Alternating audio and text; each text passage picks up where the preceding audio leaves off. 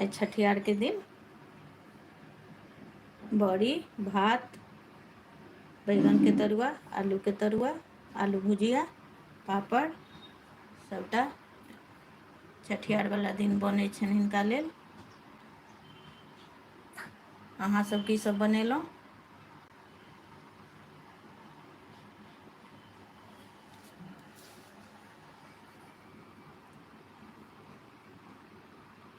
कृष्ण जी जन्म लेला देवकी के आंगन माँ, कंस के करण माना।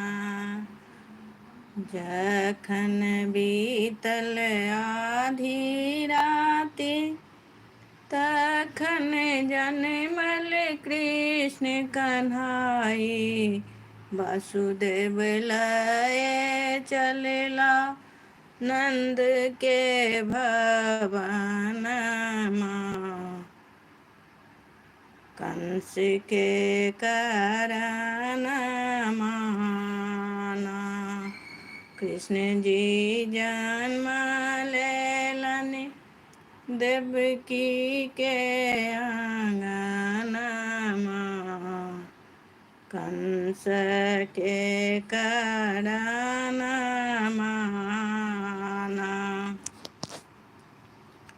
अहाँ सब कनी हमरा सपोर्ट करू, लाइक सब्सक्राइब करू। अहाँ सब आइ छठियार में बनेलहुँ कि नहीं से कनी हमरा कमेंट कऽ के बताउ।